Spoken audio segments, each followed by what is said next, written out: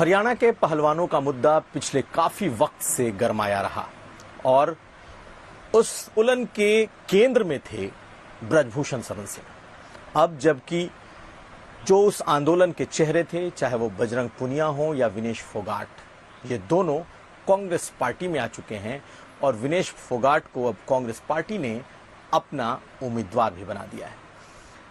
अब क्या कहते हैं ब्रजभूषण शरण सिंह, इस वक्त हमारे साथ हैं। सर, स्वागत है आपका।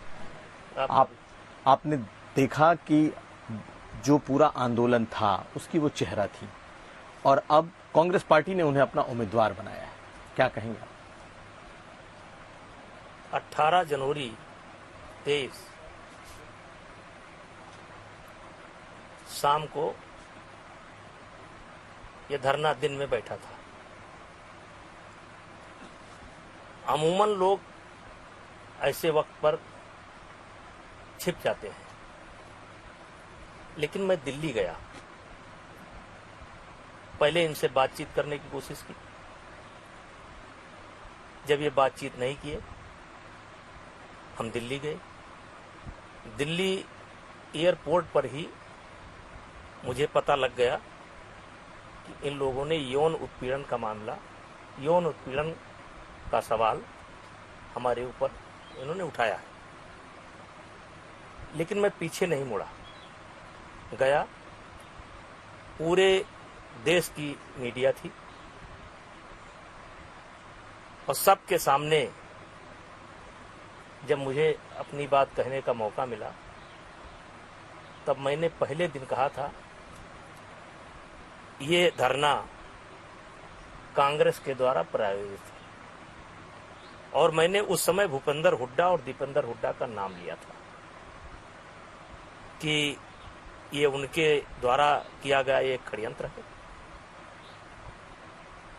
और ये नेचुरल आंदोलन नहीं है। उस समय सब जो भी रहे हों, और ये राजनीतिक एक षड्यंत्र है, इसके पीछे कांग्रेस है। और आज स्पष्ट हो गया कि इसके पीछे कांग्रेस ही थी। जिस तरीके से धरने को प्रियंका जी ने सपोर्ट किया, जिस तरीके से राहुल जी ने सपोर्ट किया और जिस तरीके से इसको देश के सामने रखा गया, ये उस समय तो लगता था कि ये केवल हमारे खिलाफ षड्यंत्र है, लेकिन हमारे को सामने रख करके ये बीजेपी के खिलाफ भी एक षड्यंत्र था। और आज वो सच्चाई सामने आ चुकी है। जो मैं बोलता था, आज देश बोल रहा है। क्या बोल रहा है कि राजनीतिक षड्यंत्र था। लेकिन अगर आप देखें तो उस वक्त जो आंदोलन था वो भी तो सरकार के खिलाफ था। आप बीजेपी के कई बार के एमपी हैं, आपके खिलाफ था, तो नेचुरल है गुस्सा आपके खिलाफ था, आपके खिलाफ लड़ाई थी, सरकार से लड़ रही थी। और अभी हाल में जब उनके साथ मेडल तक पहुंच ही गई थी, हारी तो फिर कांग्रेस में आ गई। इसमें फिर कांग्रेस पार्टी आपको पीछे कैसे दिखाई देती? देखिए, ये पूरी स्क्रिप्ट कांग्रेस ने लिखी थी। 2012 में मैंने दीपेंद्र हुड्डा को चुनाव हराया था और बहुत बुरी तरीके से हराया था।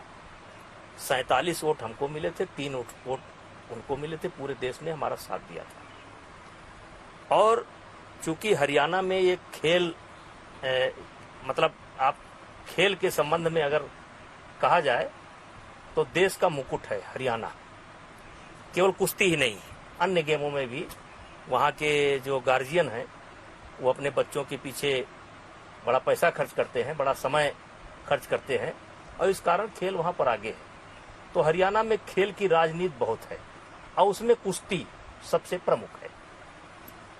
और उसी बीच में एक घटना घटी थी कि हरियाणा के प्रदेश अध्यक्ष दीपेंद्र हुड्डा हुआ करते थे।